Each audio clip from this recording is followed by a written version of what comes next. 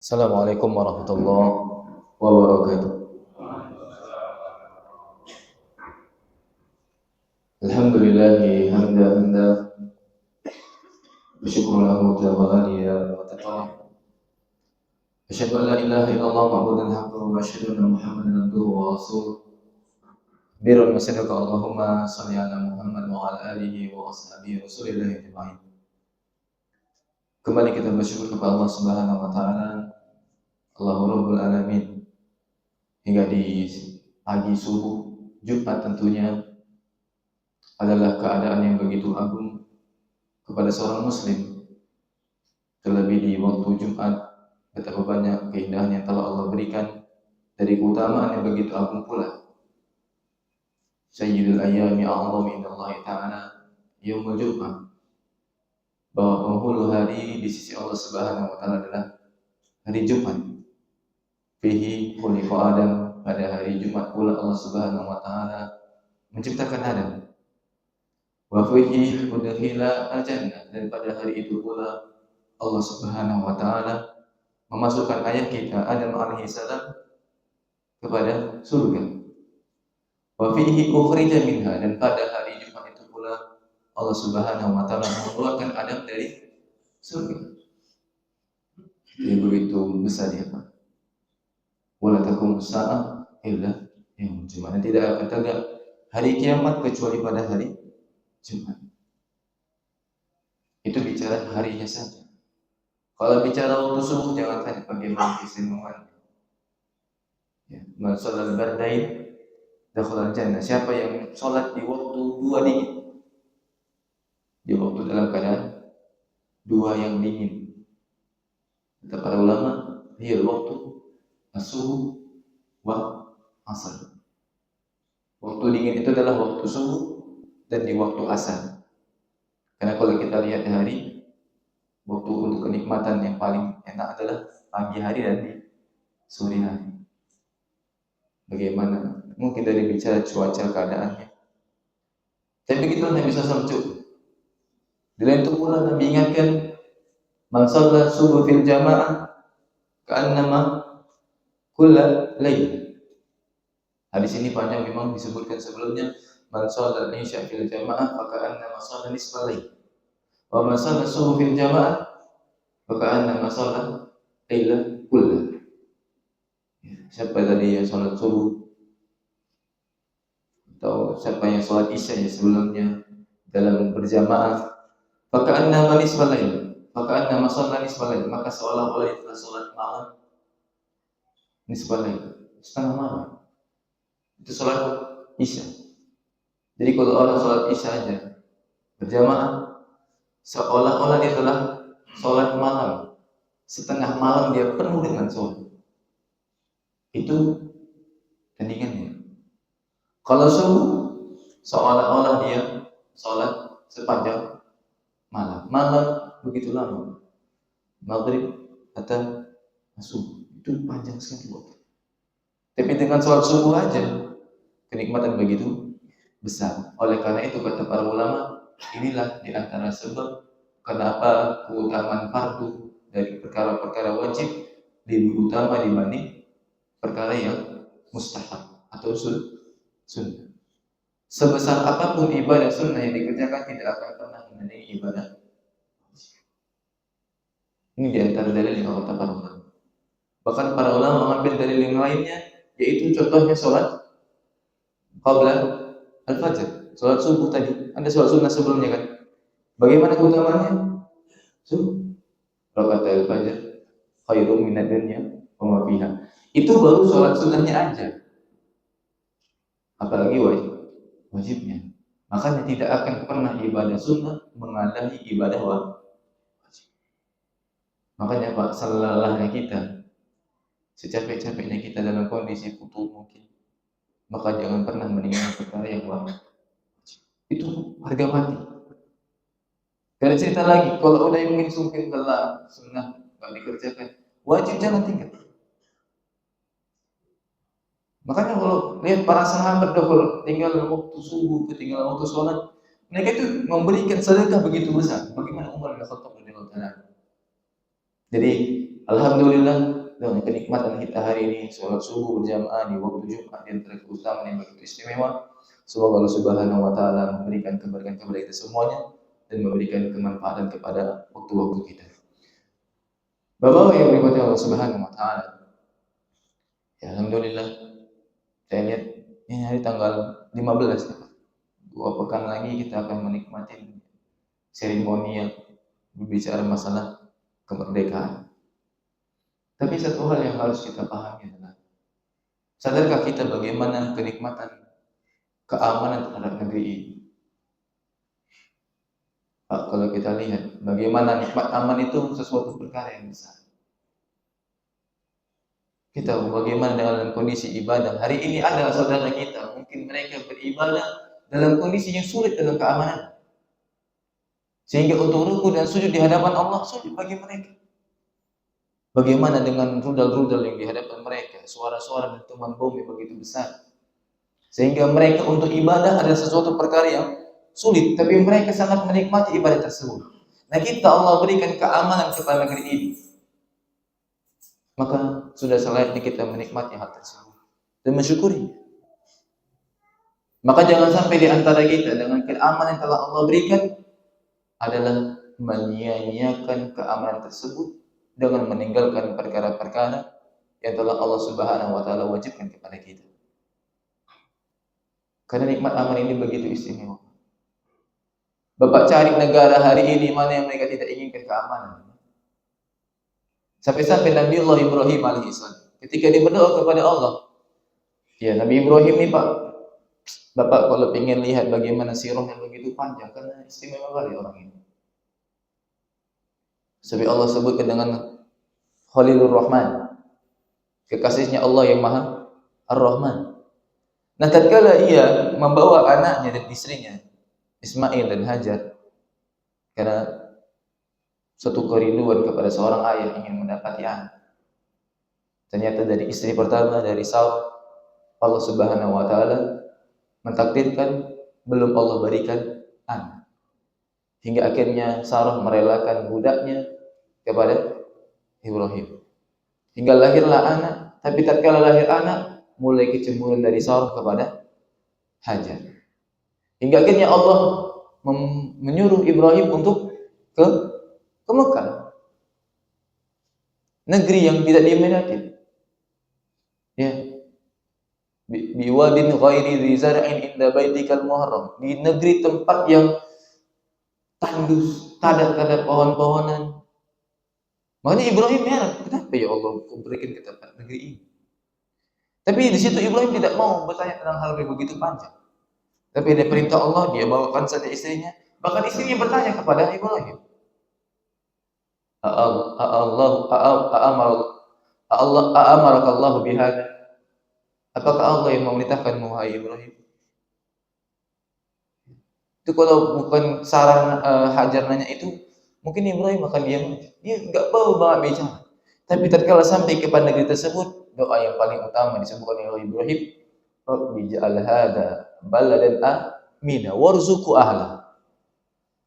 Ya Allah, jadikanlah negeri ini. Nabi Ibrahim belum tentu apa-apa. Dalam kondisi tandus, Nabi Ibrahim enggak begitu banyak doanya. Tapi yang paling pertama yang dia ucapkan adalah Rabbi ja'al hadza baladan amina warzuqhu ahla. Ya Allah, jadikanlah negeri ini negeri yang aman dan berikan rezeki kepada penduduknya. Nabi Ibrahim tidak meminta rezeki terlebih dahulu.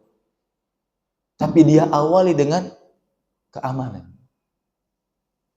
Pak, kita punya harta banyak. Sekeliling kita, komplek kita banyak pencuri. Nyaman hidup Bapak? Kita punya Pak, semua mungkin mobil, segala macam, rumah, mewah. Tapi kawanan kampung kita, lingkungan kita adalah negeri yang nggak aman. Banyak maling, banyak ini. Nikmat hidup itu. Makanya didahulukan aman itu sebelum nikmat yang lain. Karena kalau udah aman, makanya barometer dari Nabi SAW tentang bagaimana kehidupan seseorang muslim, bagaimana kenikmatan yang telah Allah berikan kepada dia adalah dengan barometer yang sangat sederhana. Nabi SAW mengatakan, "Man asbaha minkum aminan fi sirbi wa mu'afan fi jasadi wa indahu qutu yaumi fa ka'anna mahizat lahu ad-dunya. Kata Nabi SAW, man asbaha minkum aminan fi sirbi. Siapa yang merasa aman di rumahnya? Aman Pak rumahnya Pak? Aman. Lihat barometer Nabi nggak jauh-jauh. Wa mu'afan fi jasadi. Sehat tubuhnya. Sehat. Alhamdulillah. Wa indahu qutu yaumi, dan dia punya makanan yang cukup untuk satu hari itu aja. Makanan yang cukup satu hari aja. Saya rasa berlebih-lebih ya Pak. Jangan sehari, sebulan udah siapkan.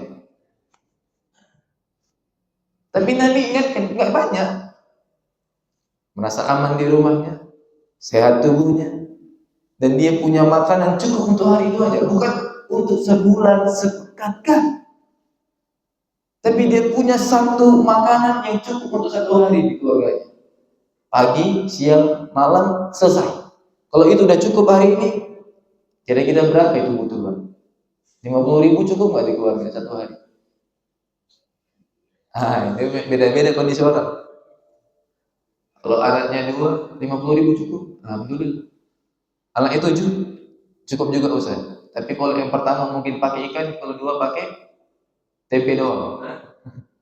Dengan jumlah yang sama. Tapi Nabi nggak begitu besar barometer Nabi tentang hal ini. Aman, sehat di rumah, sehat tubuhnya, punya makan cukup. Faka'anna mahizat lahu dunya. Maka seolah Allah telah berikan kepada dia dunia. Dunia ini cuma ini aja Pak.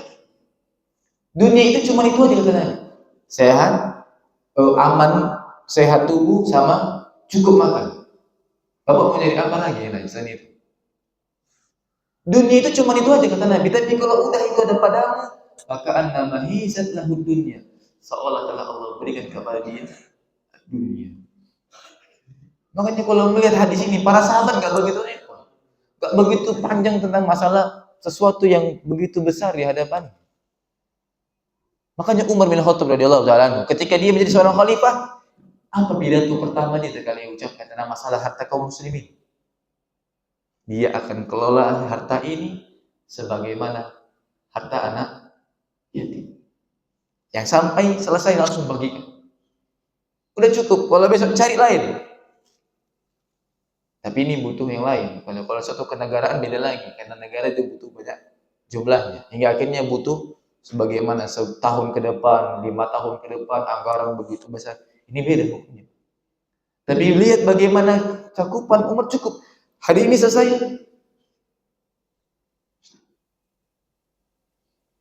Siapa sahabat?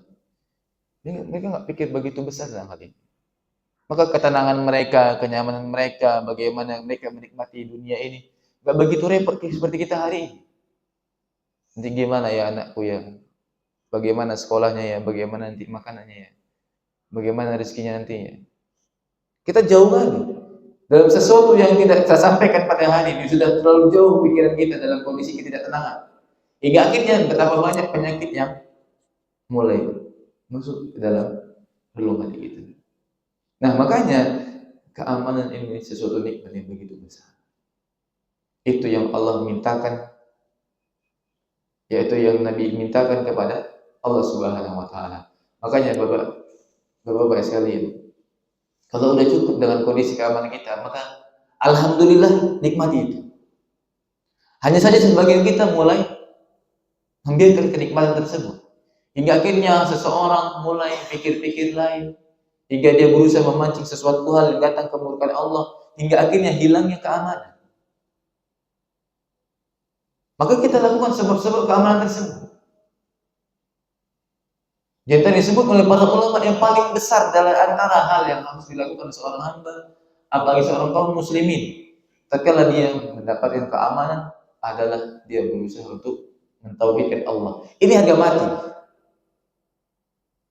Ahmad Dahlan, siapa tokoh yang menegakkan kalimat tauhid di Indonesia? Kurang peran apa Ahmad Dahlan dalam hal ini?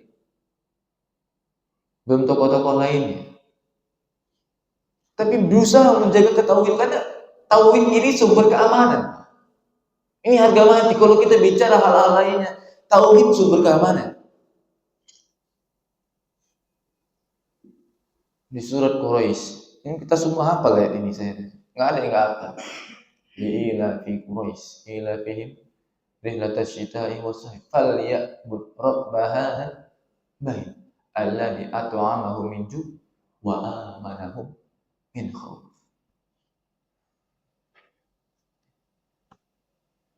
Falya'bud, maka hendaknya engkau beribadah rabb hadzal bait. Rabb pemilik Ka'bah ini, yaitu Allah. Kenapa? Alladzi at'amahum min ju', karena dialah Allah yang memberikan kepada kalian makanan dari rasa kelaparan. Wa amanahum min khauf, dan dialah Allah yang memberikan rasa aman dari rasa ketakutan kalian. Kalau dalam ayat yang lebih panjang, wa'adallahu alladziina aamanu minkum, Allah telah berjanji kepada kalian, wa'amilus shalihat, fala yastakhlifannakum fil ardi kama istakhlafal ladzina min qablihim wa la yubaddilannahum min ba'di khaufihim amna ya'budunani la yusyriku bihi syai'an. Allah telah berjanji kepada kalian dan kepada orang-orang yang di antara kalian beramal saleh, la yastakhlifannakum fil ardi kama istakhlafal ladzina min qablihim, Allah akan berikan kepemimpinan kepada kalian sebagaimana Allah telah berikan kepemimpinan kepada orang sebelum kalian. Pak, kita hari mendambakan bagaimana kayak pemimpinan kita. Kita berharap bagaimana dahulunya Umar bin Khattab, bagaimana itu kita dambakan hari ini kan. Ini Allah berjanji kepada kalian, kepada orang-orang di antara kalian yang beriman kepada Allah, yang beramal soleh, Allah akan siapkan gantikan kepemimpinan yang telah Allah berikan dulu, kepemimpinan yang begitu istimewa kepada orang-orang sebelum kalian. Wala yubaddilannahum min ba'di khaufi amna, dan Allah akan menggantikan rasa ketakutan kalian dengan rasa keamanan. Bahkan di ayat itu pula, wala yumakkinanna lakum alladzi taraddahum, dan Allah akan mengokohkan agama yang kalian ridhoi, agama Islam. Karena gini ya Pak, ini 3 barometer yang besar sekali. Diberikan kepemimpinan, diberikan apa? Ya, agama. Allah meridhoi dan Allah kokohkan agama ini. Kemudian wala yubaddilannahum min ba'di khaufin amna, dan Allah menggantikan rasa ketakutan kalian dengan rasa keamanan. Nih Pak, nih. Cita-cita mana, negeri mana yang enggak pengen cita-cita itu? Diberikan kepemimpinan begitu istimewa. Dan Allah berikan apa? Nikmat bagaimana keindahan Islam. Agama ini Allah kokohkan. Karena hari ini banyak mereka yang malu dengan agamanya. Muslimin tapi malu menampilkan kaum sebagai dirinya kaum muslim. Hari ini bagaimana kebenaran merasa tabu di antara banyaknya keburukan. Hari ini betapa banyak mereka berbangga-bangga dalam kondisi keburukan mereka. Di saat hari ini pula betapa banyak orang yang malu dengan kebenaran yang telah Allah berikan kepada dia. Ini kan kita hari ini.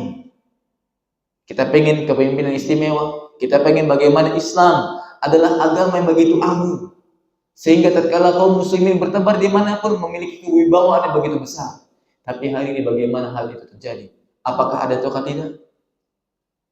85% kaum muslimin di Indonesia tapi seolah-olah tidak memiliki harga diri. Gak ada harga diri.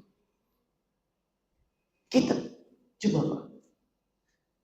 Satu lagi, keamanan. Ini besar sekali. Kita kupas, Kak, coba bicara kepemimpinan ini. Mari kita harapkan bagaimana kepemimpinan sebagaimana orang sebelum kita. Saya nggak tahu ya Pak. Saya lahir di zamannya Pak Soeharto. Baru lahir maksudnya. Belum menikmati masanya Pak.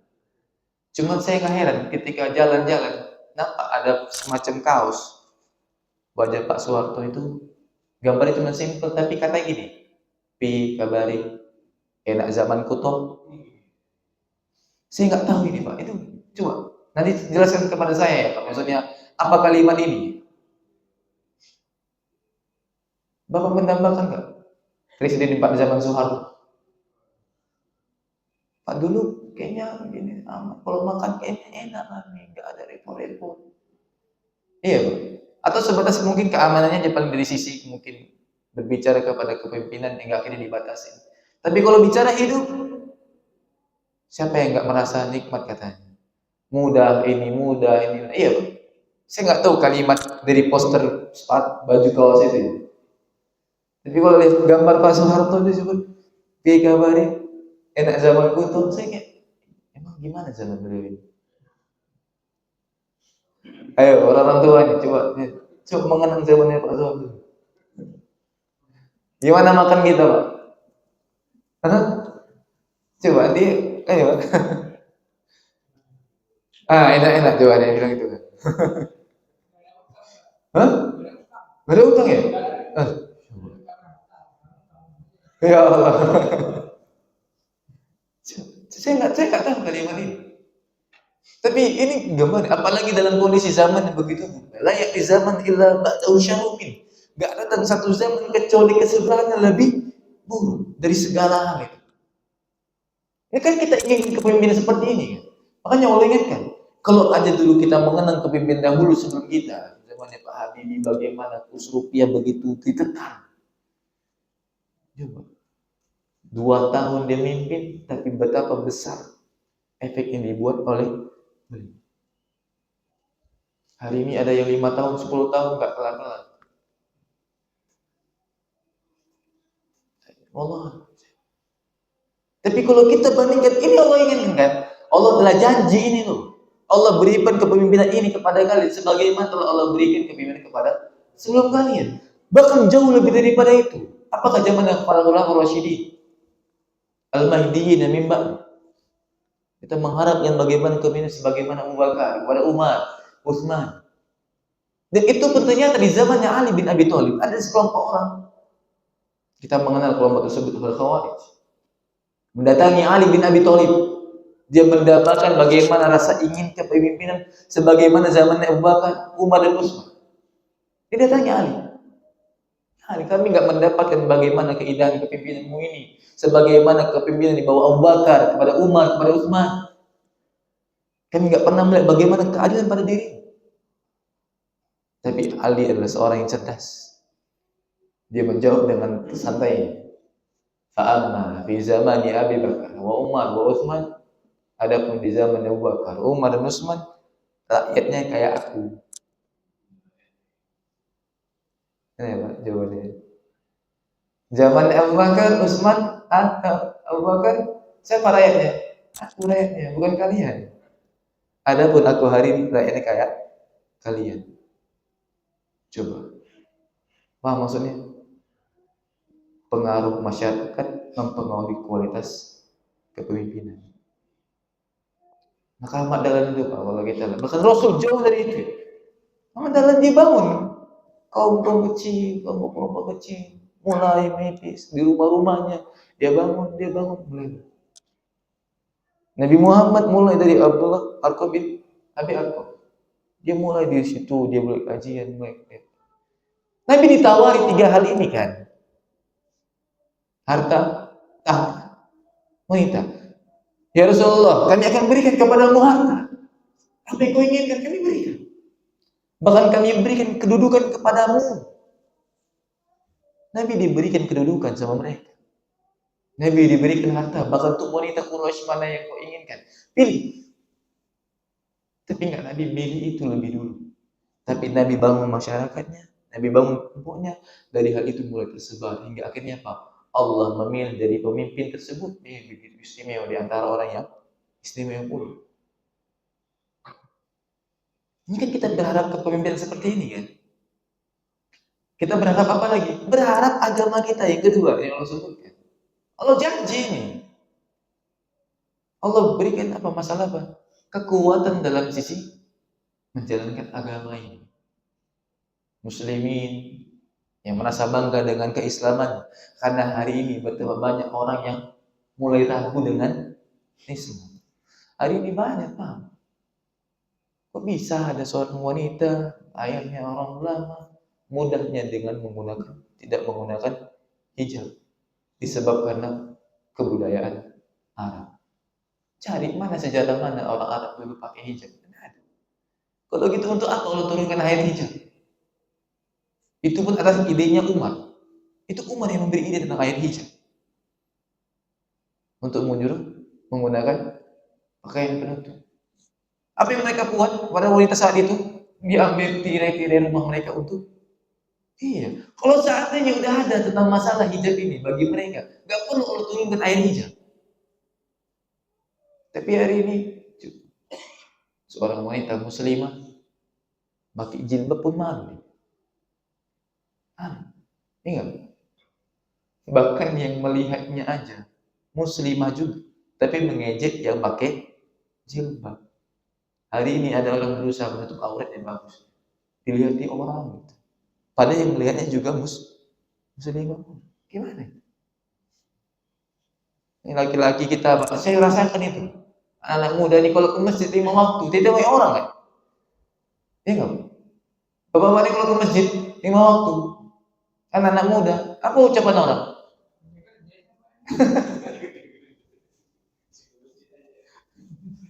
Padahal ini kan udah normal nih, standar ini. Tapi seolah-olah merasa asik, iya nggak? Berarti ada orang hari ini malu dengan agamanya. Mulai hari ini ragu dengan agamanya, kan enggak kuat agamanya.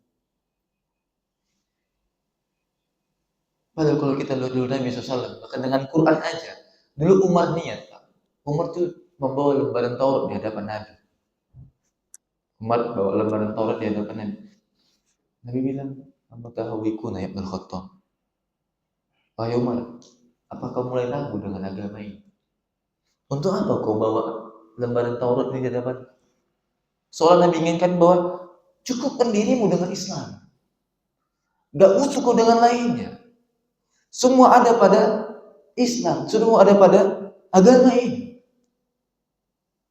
Maka Nabi la yasma'u bi ahadin min hadhil ummah yahudiyyun wala nasraniyyun thumma yamut wala yu'min bima ursiltu ila kana min ashabillah. Udah Umar, tidaklah seseorang mendengar tentang aku, tentang agama yang aku bawa ini Islam. Apakah mereka orang Yahudi, apakah mereka orang Nasrani, kemudian mereka mati tanpa beriman dengan apa yang aku bawa, masuk neraka mereka. Udah cukup dirimu dengan Islam ini, apa yang gak ada di situ? Gak perlu engkau membawa referensi agama lain untuk masukkan ke dalam agamamu ini. Seolah Nabi inginkan kepada umat, cukupkan dirimu dengan Islam. Kokohkan dirimu dengan itu aja. Gak perlu kau dengan yang lainnya. Tapi hari ini bicara Islam, seorang Muslim malu. Dia menampilkan diri sebagai seorang Muslim, dia malu. Saya, ya anak-anak muda hari orang zaman kuliah, saya kuliah diajak. Itu kalau udah dalam kondisi sore santai, apalagi ada kita main-mainnya ke pantai, sunset segala macam. Itu azan maghrib. Mau izin aja kawan-kawan ngopi, izin, nih mau sholat tadi. Apa ucapan mereka? Galauan. Jangan alim-alim kali. Ini apa urusannya? Sholat ini nggak ada urusan dengan alim, nggak alim, nggak ada, ini standar kita Muslim. Tapi kalau kita mau sholat, padahal ini Muslim semua ini duduk ini.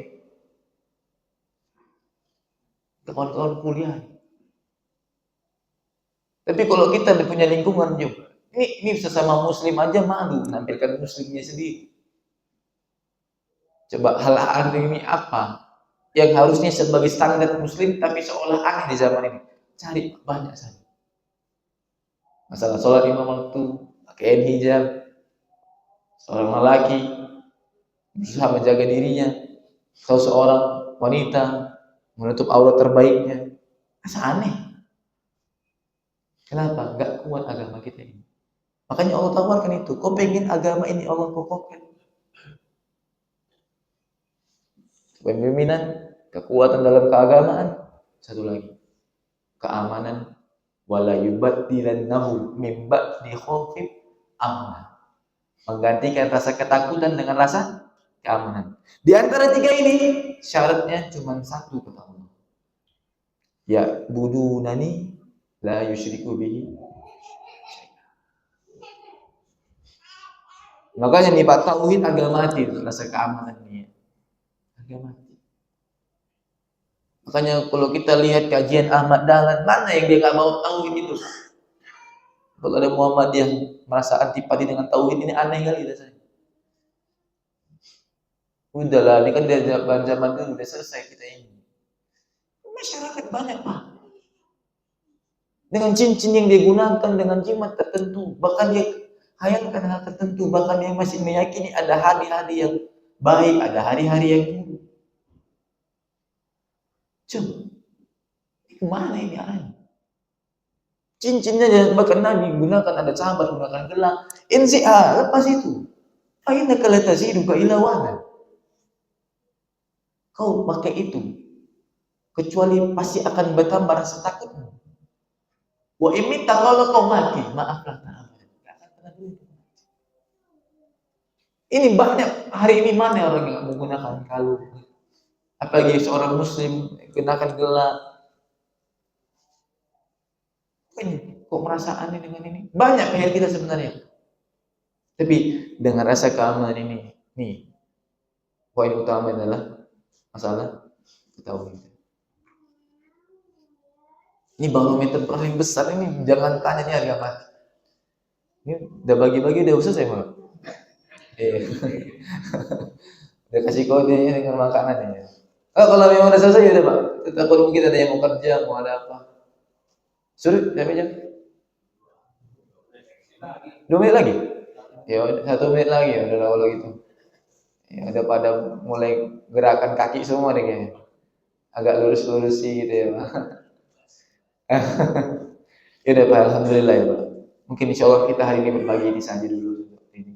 Insya Allah melakukan waktu. Tapi saya nggak berharap ini ya Pak, karena kan kalau kita bisa, kan tadi awalnya harusnya guru kita yang mengajari di sini. Saradani, yang ustaz-ustaz yang diberi ilmu. Kita berharap mereka ini dulu Pak. Karena sedihnya kita kalau seandainya ada seorang guru yang kemampuannya, keilmuannya itu nggak hadir, sedih kan rasanya. Apalagi ilmu tersebut kita harapkan. Ya. Saya nggak berharap ini rutin sebagai enggak apa. Saya berharap beliau terus ada. Karena ini yang kita harapkan. Kalau untuk berganti nanti aja, ada masanya. Apalagi saya ini Pak, masalah hal seperti ini bukan mudah untuk saya. Tapi kita berharap semoga nanti guru kita akan hadir di majelis ini lagi kembali, mengisi di tempat kita, karena betapa banyak kemanfaatan yang kita dapatkan dari beliau hafizahullah ta'ala. Jadi insyaallah kalau ada waktu kita akan ketemu lagi. Tapi saya nggak ingin untuk mengganti itu. Tapi ini karena memang keilmuan beliau lebih mumpuni, dan kita berharap agar Allah Subhanahu wa taala memudahkan beliau untuk ke masjid kita ini. Maka Bapak-bapak yang dirahmati Allah Subhanahu wa taala, mungkin sedikit ini saya minta maaf apabila ada ucapan-ucapan yang kurang pas, ya tutur kata yang kurang sopan atau diksi-diksi yang kurang baik. Saya minta maaf ya Pak, dan kepada Allah saya mohon ampun. Aku qauli hadza wa sallallahu alaihi Muhammad wa ala alihi wa sahbihi rasulillah ajma'in. Assalamualaikum warahmatullahi wabarakatuh.